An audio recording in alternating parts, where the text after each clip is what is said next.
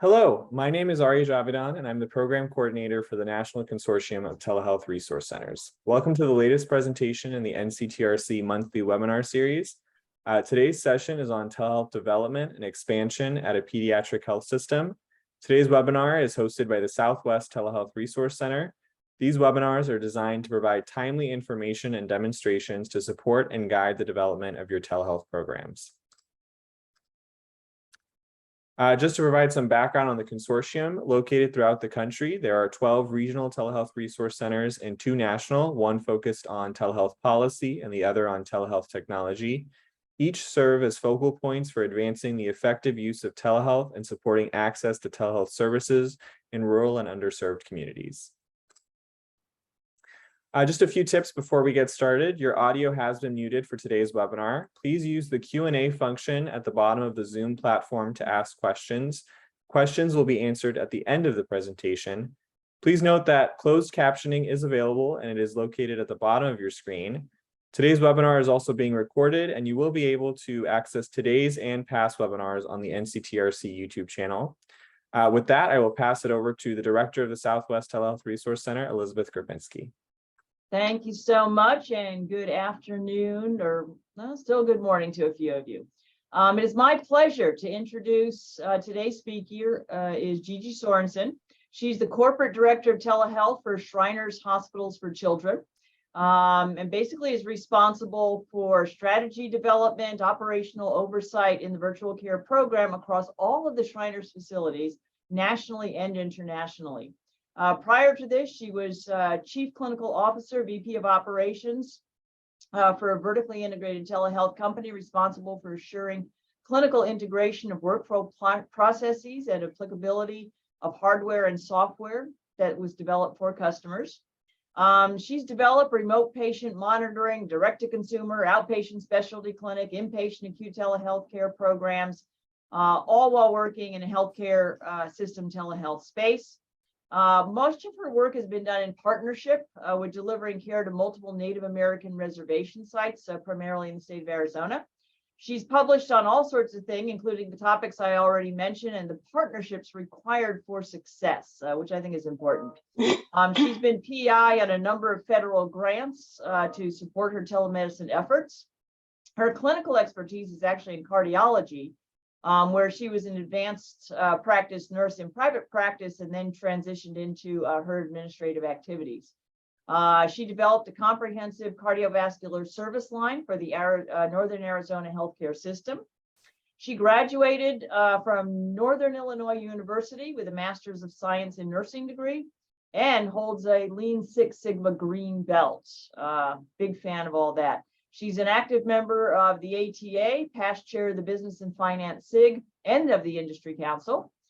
She is currently an active member of CTEL and past advisory board member. She's a true Arizona. She loves to hike, ride her horse, and volunteer on short-term international medical missions. And today we're going to hear her expertise and wise thoughts about expanding PEDS specialty health systems. So Gigi, over to you.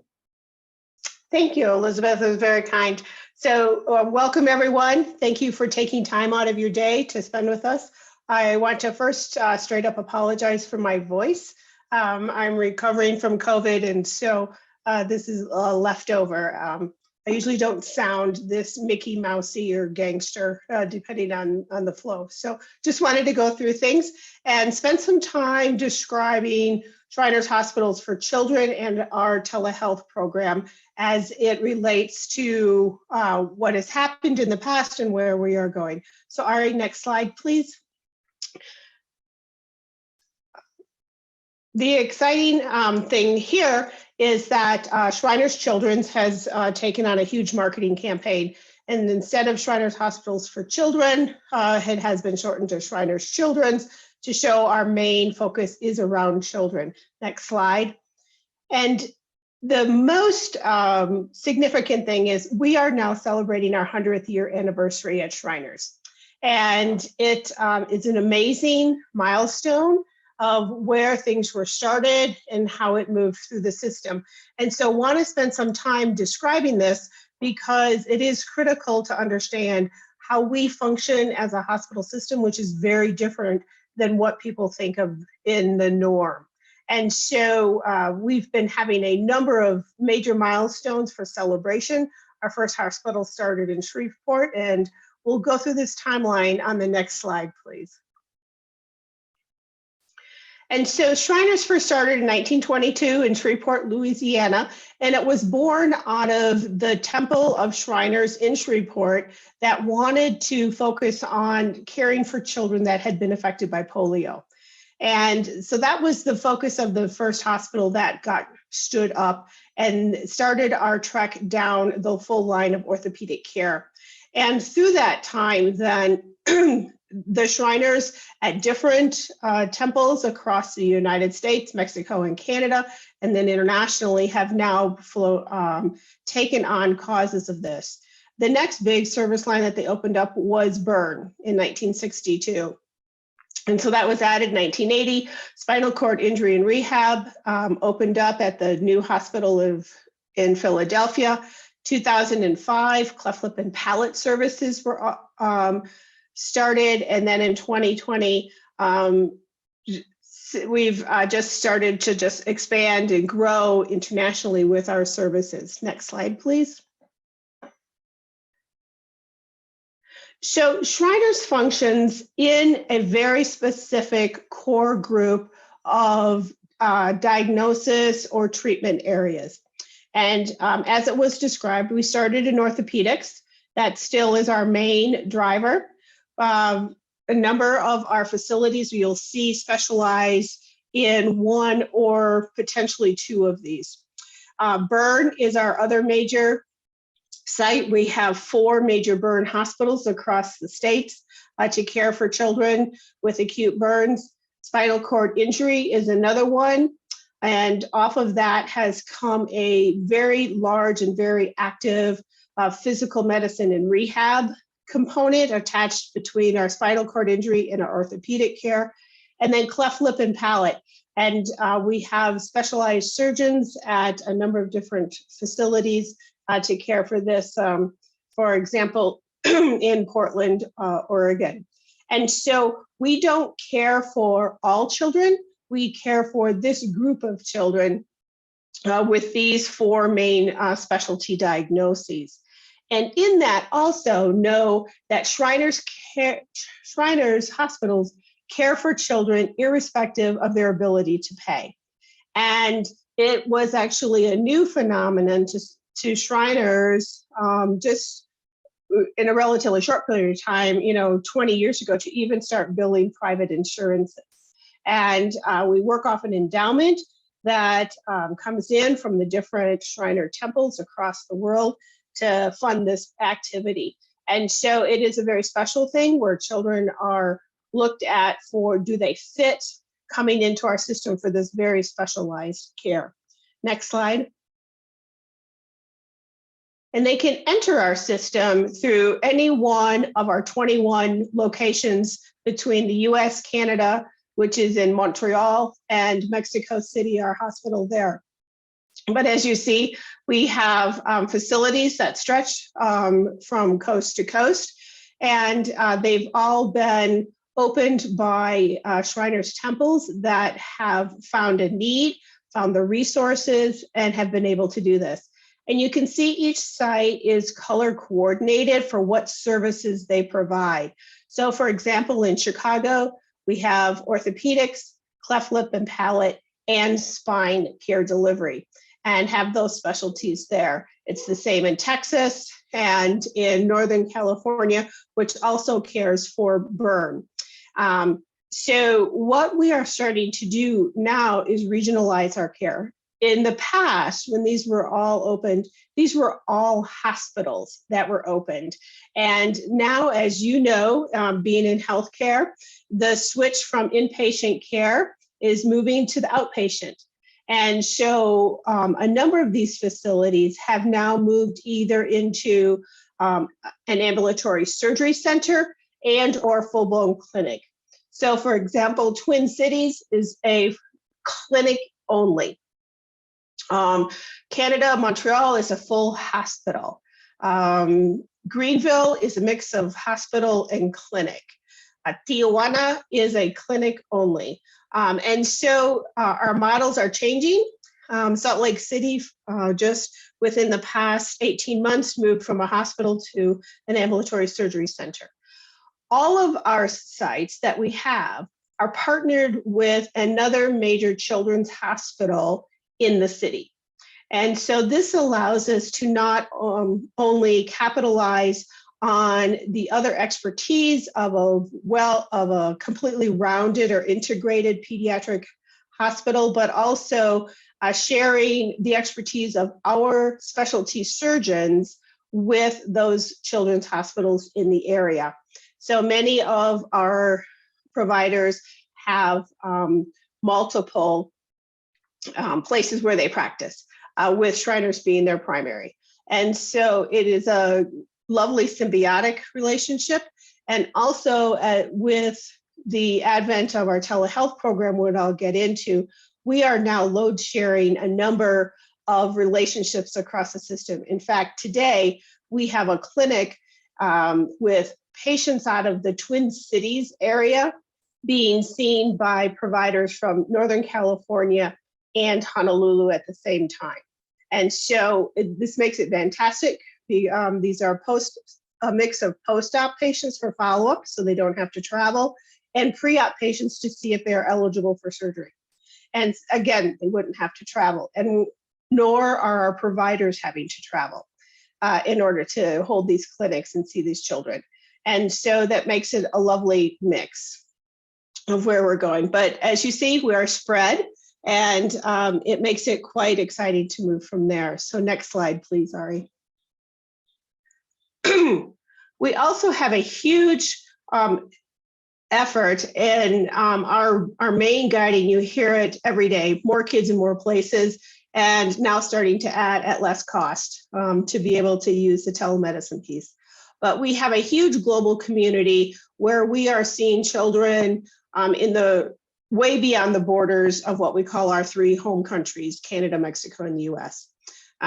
Yesterday, we held a huge clinic in Cyprus where we saw 25 children, and we will see 30 more next week in Cyprus. We had a clinic in Panama last week where we saw 35 children. And so just all of this. So our international look and our global community pull is extreme. We have a number of affiliate relationships. We're pushing 100 formal affiliate relationships with multiple clinics across the community, across the globe, where children come to a centralized location and a provider at that location presents those children to our providers in the US. And those international visits are growing exponentially every day. And we get requests from all over the world to see. And that also then pushes us in regards to knowing what countries we can safely practice in for cybersecurity, what type of guidelines are in place in regards to licensure and privacy. Just wonderful things to help us move through, and we're doing it. Our US clinics, what we're seeing a lot now happening is load sharing. We'll talk about that as we go on. But the other component of this is that Shriners is known for holding very large outreach clinics so that children can go to a more near and localized clinic in their area. And our Shriners teams in the past had sent huge teams down to evaluate these children to see if they were candidates for the Shriners programs that were offered and available. Now we're doing many of these via telehealth, so that we either have to send no team to travel or a very limited team that can help get the children ready for evaluation and processed and things like this. So telehealth has come into a huge effort into our outreach clinics that are out there. Next, please. Another huge component that is built in deeply into our mission and vision of Shriners is research. And this has become quite a very heavy talking point or a very heavy activity for us, where there is a number of very active research projects going on at a number of our sites across the country. And very exciting what we're doing, and would be happy to share some of that later. Next, please. So just where we've come, like many others, Shriners had dipped their toes into telemedicine starting in about 2015. And in as you see, 17, 18, 19, very small numbers in their programs. And we'll get into this in regards to some of our challenges that were there. Then, of course, the pandemic hit and all of the clinics closed. And so everything was forced into telehealth. I joined Shriners in June of 2020.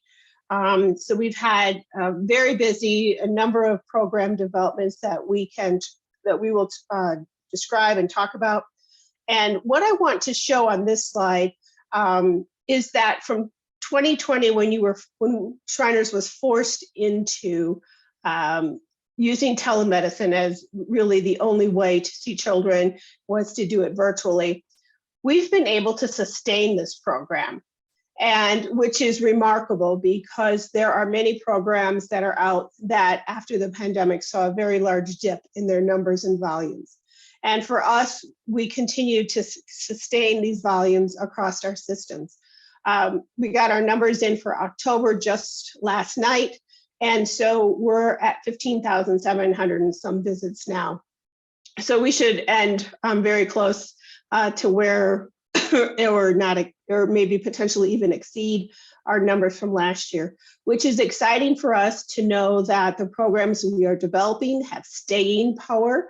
Our patients, families, and providers are trusting this as an excellent and an additional form of care delivery that can be beneficial to them. And so we're excited about the numbers. Granted, if you go to other facilities and health systems, these numbers are huge, but for Shriners, this is a really big number and we're really proud of it. And so especially knowing where we were and where we have come and we are going to stay. So next slide. I'm one of those of you who are out there who know me know that I'm a pretty practical kind of person, and I think it's always good in webinars when you were talking about education is to just be open and share what are our challenges, because I have found in talking to colleagues over these many years being involved in telehealth that no one's ever out there alone. And you might as well just admit when there are struggles and where your challenges are and what you have to do to get past them. And that way then I feel maybe if there's something that Shriners has challenged and overcome, we can share and help each other move and grow. And so one of our things with challenges is that we have 21 sites. And there are 21 sites of different types of facilities with different staffing models and different staffing modes. And the telehealth coordinators do not report up through me at the sites at this time. And so what you're dealing with are the needs and demands of each individual sites. And so you have 21 different efforts going after telehealth. And sometimes that can be challenging. But what we do with these sites is that we meet monthly with these teams. And at the team meetings, we have the site administrator, the chief of staff, their director of nursing, and then multiple people who are the telehealth coordinator and other multiple people who are involved in telehealth. Typically, the director of radiology, we have someone from the business office, finance, the head of the schedulers, et cetera, business development people. And this has helped us now coordinate not only messaging, but efforts and share success stories from one site to another that is a comparable site, so that sites can lift each other up and boost each other up. So that's how we're handling that. Also, This program, when it was first envisioned, was strictly set up as a video conferencing system. And there was very, very little integration into the electronic health record. There was, it was very hardware centric, where carts were bought for each site and put in a locked room down the hall where the providers had to leave their offices or leave their clinics and go to. And so a number of those things have been changing and rapidly changing on them. And where we are now a clinically focused, outcome driven, work process improvement focus, et cetera, et cetera. So changing that culture of the program over the past few years. Sometimes it feels like you're turning the Titanic, but we've turned and gaining steam and momentum. Others have been challenges for adoption. Of course, it's changing the mindsets of, well, when the pandemic first hit, when COVID first hit, we had to do it. Otherwise, we couldn't see our patients. Now I can see my patients in person, so why would I do it virtually? And what we've seen now are families essentially demanding it. And now as we face this tridemic thing between flu, RSV, and COVID resurgence, and to top that off, in some of our areas, we'll start facing winter weather issues, such as our hospital in Montreal. Travel and wanting to be out and about with people is almost forcing those scenarios to maintain an adoption. And then maintaining a continued support for this. We have that at the upper levels. We have now started focusing on more so on our patients and families where we did not do a very good job, and pulling them more in to say, what can we do to better support you in virtual care delivery so that you feel comfortable in moving this forward? So that has been a main source of us that we have taken on to face that challenge. Next. So as we look, we're, like I said, we're very proud of the numbers that we have, but we're always looking for those growth strategies where we could expand the program. Where should it be? Where do we want it to be? And this is just very, very exciting for us as we move forward. And a number of it is working with each individual site, starting out with some corporate guidance from our medical affairs department, our hospital operations department, and looking forward to then where do we need to go. So we've been really focusing on improving those metrics that show the number of our participating providers, getting more docs, and also not only just docs, but our ancillary services, which is our second bullet point. Major focus in virtual care delivery from PT, OT, speech, nutrition is huge for us, and now getting into child life, behavior health, and social worker through our care management program. So building up not only just the volume of cases done, but the number of people doing the virtual so that we can approach it from two different angles. And for us, this has seemed to work well. And then each site now, we've been working with each site saying in your facility, based on what type of care is your focus for delivery, what could be potential volume indicators that you would like to hit? What are potential percentage of providers that you would like to see participating in virtual care delivery? And working with each group of providers, and each site has its own board, and that board, what they would like to see, and administration, what they would like to see. And this has become very exciting for us in order to grow the volume and then also grow the use case scenarios. how many different disciplines are using virtual care. And that's another metric that we track so that we know how many different specialties are growing and where are we moving into this. We just recently brought on our research team so that they're using telehealth now to educate families and get consent and move them through that system. Our care management program has grown from a pilot now to sustainability. We also have a team we call from our prosthetics and orthotics program, or POPS team, and they've just now taken off also doing visits post-deployment of an orthotic or prosthetic. Families and children come in. It's very overwhelming to these moms who might have multiple kids. Okay, here's the new brace, here's how you put it on. And then they go home and it's like, is this upside down, right side up? Is it right, left? Is this too tight? Is it too loose? And so our POPS team is following up 24 hours post-deployment of a new device, and then weekly for a number of weeks to make sure that mom understands or kiddo understands, are they putting it on right? Are there any skin issues, irritation issues, fit issues?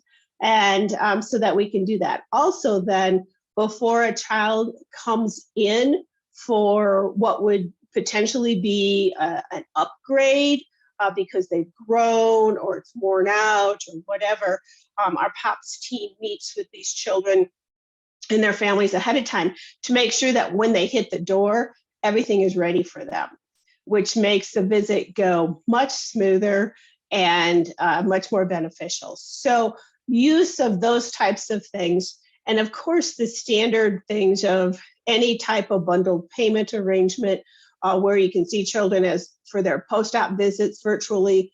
Of course we do that. And then looking also at those evaluation cases.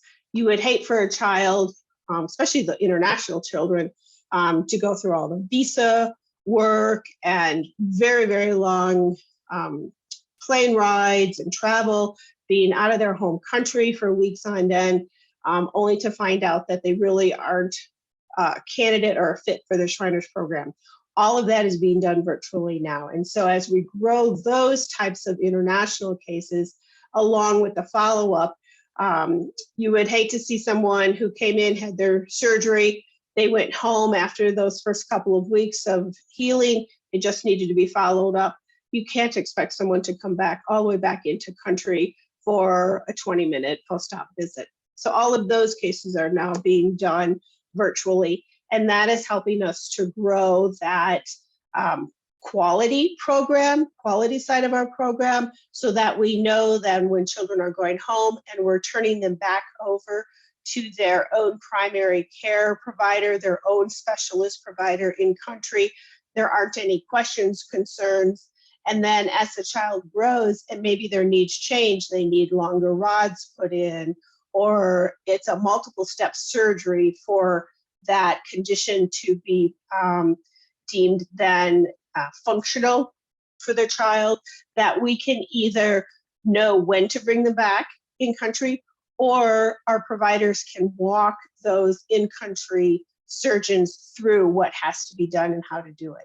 So a huge educational component, and that is also helping us to grow those volumes and expertise in where we're going. We have a number of sites who have set very specific goals in regards to what type of cases they want to see virtually, what providers they want virtually. We had one site where their speech language pathologist at COVID went home, and they have never come back on site into the clinic. They do all of their care virtually. I take that back, not all. They rotate where they have one SLP come into clinic in case there is a child that needs something immediate hands-on insight. But about 90% of their care is delivered now virtually, which is a huge staff satisfaction. And while we see that we've been able to retain staff this way, knowing that they have that flexibility to work from home and meet their quality guidelines and their care guidelines. So that's also quite, it's really good for the staff. It's really good for the providers. Patients feel that extra effort that's being done for them. Those families feel that extra effort. Sometimes these children are very complicated medically, surgically, and so being able to stay in their own home. One of the other programs we did is we had a Halo Traction, very active Halo Traction program we have in Philadelphia. And those patients would typically have to stay in the hospital for almost 6 weeks.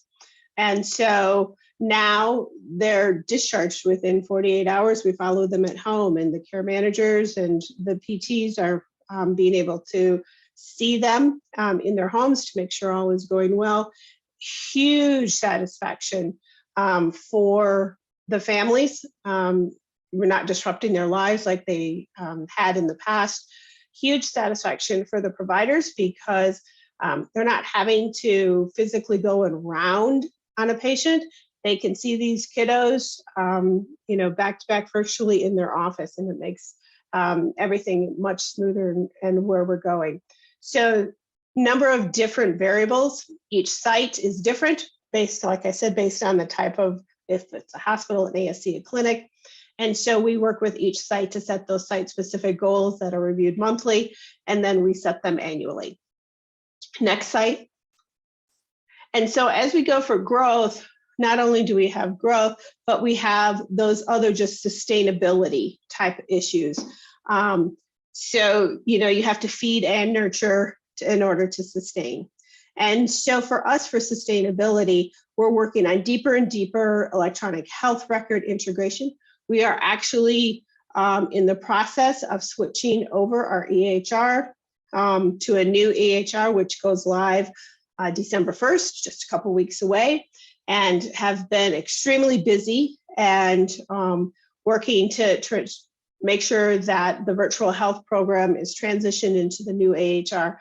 But how can we make it easier and easier on our providers and our families to give and receive medical information back and forth and benefit even more from their telehealth visit. And this has allowed us to expand the types of telehealth visits that we do because information is available to the providers and they feel comfortable doing it. We've also worked diligently on workflow process simplicity. I'm not a fancy kind of person. Putting mascara on in the morning like I did for y'all is a big deal for me. I think I even put on lip gloss for you. So as simple as we can make it and go for it, that's what we want to do. We have gotten rid of almost all of our carts and encouraged our providers to work either from their office for simplicity and flow, or some of our sites have developed a telemedicine room inside of their clinic. So if a provider has a mixed day of seeing kiddos in person and virtually, they can still do it in the same space. And also, we've made a diligent effort over the past couple of years to make it as efficient as possible. So we're very into clicks. How many clicks does a provider have to do in order to get done what they need to get done? And this has been very exciting for us. It's also been one of our challenges that, if you remember, we talked about at the very beginning, each site, each site being different and doing that. We've made these workflow processes standard across the system. Every site follows the same workflow. And we have built our software responses on this workflow. So that way then we only have one workflow to teach. If we have sites sharing patients, we might have a provider in Greenville seeing a kiddo from Lexington. Those telehealth coordinators between Lexington and Greenville know that they're following the exact same process to have that visit done. This has improved satisfaction after that initial hurdle of, yes, we can all do it the same. has made it much easier, because then when we're load sharing staff back and forth, it isn't, well, how do you do it? And so it makes life much easier. We've also, because of this, become very satisfaction oriented. We want our providers to be happy, to see this as just another way to see their kiddos, not, oh, it's another thing to learn. No, that it's much more a normal process for them, that it's not unique, it's not forced. It gives them the ability to stretch beyond their physical boundaries of their clinic or their town in order to see their children, because many of our sites, especially our hospital sites, see children from all over the country and all over the world. And by using the virtual care sessions that we put into place, it makes their life easier for trying to figure out that post-op care or that continuity of care until the next step that's needed. Also, with our sustainability, anytime we have the opportunity to educate our providers, our patients, we just did a series of 4 professionally done videos for our patients and families and our providers to walk them through how to get their best experience out of a virtual care session, and how a mom can prepare their kiddo. We still, like others, you still have those sessions where mom's driving down Highway 5 in California with the kiddo in the back seat trying to hold the phone. It really doesn't work well, but it's gotten better and better. Or mom's showing up to the visit and the child's not there. Yes, you need your child. So it's a learning curve, and but we take every opportunity we can, and then also working with our providers that if you are going to do it, here are the benefits. Here's how you can set up your home office. When we had providers working from home during the pandemic and their children were also at home, and so every available electronic device was turned on, either streaming school, movies, games, and then you were trying to have a virtual visit, and we would have providers going, well, the connection's horrible. Well, maybe you've maxed out, your router. Let's talk about turning things off or boosting your router so that we have a better connection, and et cetera, working through those things. So anytime we can educate, we're actually working with a team out of Galveston today to review how they can better utilize the room that they have set up for telehealth to make it easier on their providers to share screens so that their motion analysis work can be shared along with their PACS images, et cetera, et cetera. And any opportunity we get, we love it, and we welcome that to be in there. So for us, working at these types of things and setting those goals and objectives we talked about before is our hope for that continued just normalcy of virtual care delivery in where we're going with the Shriners. And we always love to hear from docs going, could I do this? Or hearing from some of our ancillary services, I would like to do this. And one light that I would like to show in this is came from a satisfaction and a workflow simplicity. We had a site lose their nutritionist, and they were going out and looking for contract nutritionists. Well, another site in the area nutritionist said, I have bandwidth, I could help out. So now we have one of our nutritionists out of Chicago provides care delivery to our kiddos from the Twin Cities Clinic and the St. Louis, not only outpatient arena, but their inpatient hospital stay too, where they didn't have these resources before, and now they do. And she's doing about 50 visits a month to these 2 different sites so that we can then load, share, and balance what she's doing. And she loves it, and she feels great community and connection now with these other 2 sites. We have the same from our Northern Cal to Pasadena hospital with our nutritionists, and from our Boston to Springfield facilities with our nutritionists. And so this has allowed us to be very mindful also then about what type of HR needs do we have? Can we share? We're going to be sharing social workers across a couple clinics because don't really need a full-time one at either one, but we have a full-time social worker who's willing to try it. And so she's going to be offering her services to another system. And this is all just part and parcel of what we're doing and how we're sharing. And one of the benefits of meeting with our sites is that we hear these ideas, or they say, here's our struggle that we're facing right now. Is there anything in telehealth that can help us with our struggle? And we love those types of problem solving opportunities and look forward to it.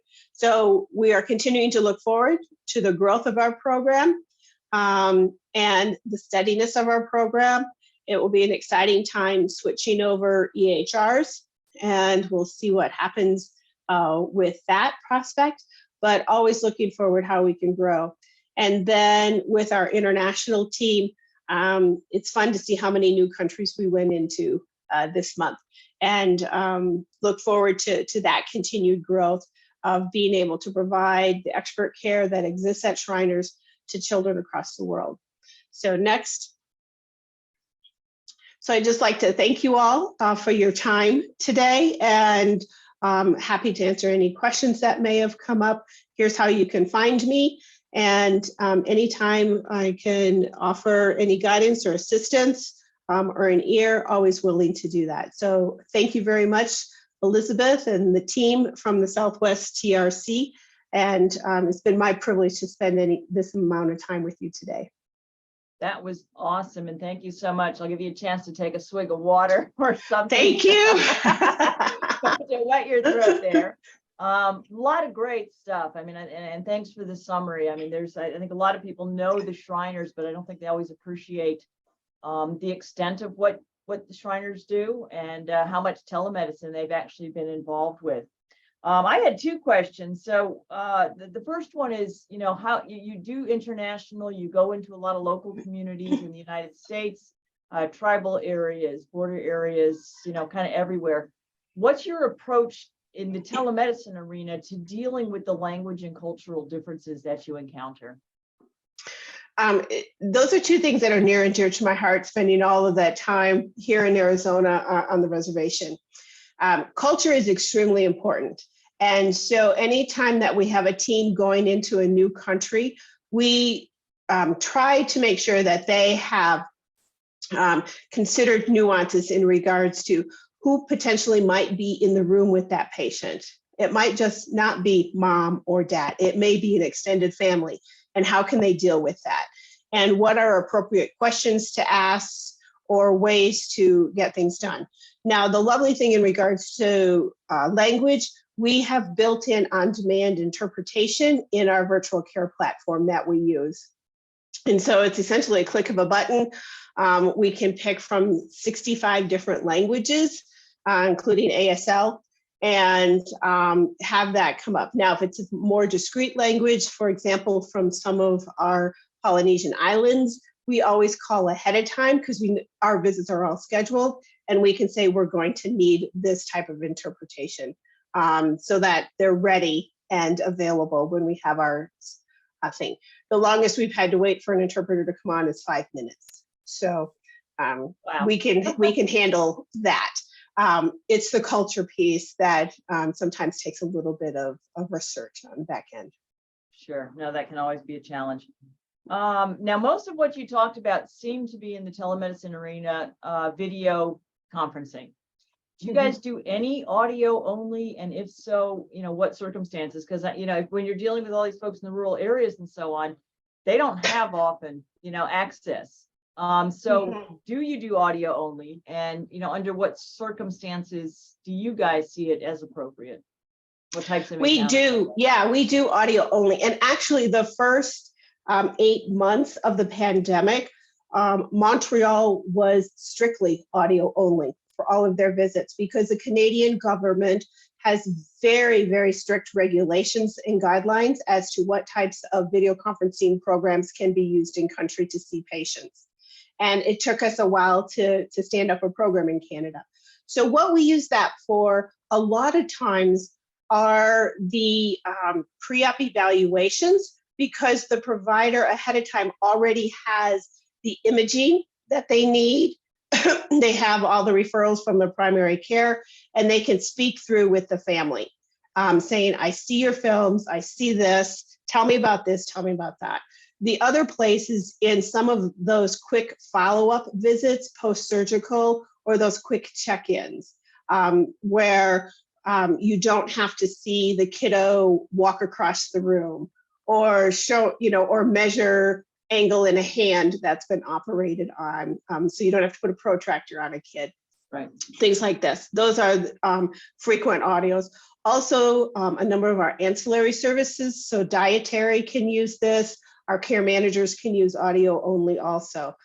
We prefer video connections, but doesn't always work. Like you said, broadband isn't what it needs to be consistently across the world. So, and you guys don't deal with insurance, right? This is all provided to the patients outside the context of their insurance? We are now, if a patient does have insurance, we will bill the insurance company. Okay. If a patient does not have insurance, or insurance that doesn't cover to the extent of what the cost would be, right. We deal with what insurance will pay, and then Shriners picks up the rest. Okay, great.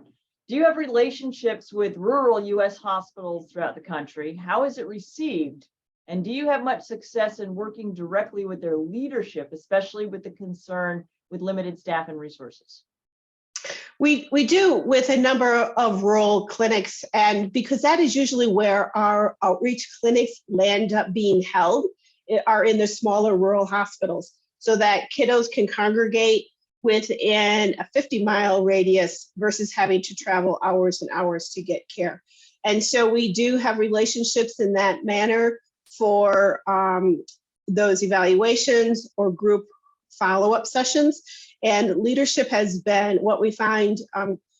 We're actually working now up on going into the Cherokee Nation, where Shriners have been providing outreach clinics for about 5-6 years now. And we're going to be adding a virtual component to it. So a couple more times a year, these kiddos can be seen versus maybe just once or twice. And there's where we've seen the excellent relationship building, because if you throw a telemedicine component into the in-person care that you're giving, more children can be seen, they can be seen faster, and their follow-up care could be done easier. Nice. How much does the Shriners publish on all this stuff? And where do you? Very little. Yeah, okay. That's what I thought. But our research, our providers, our individual providers publish their research.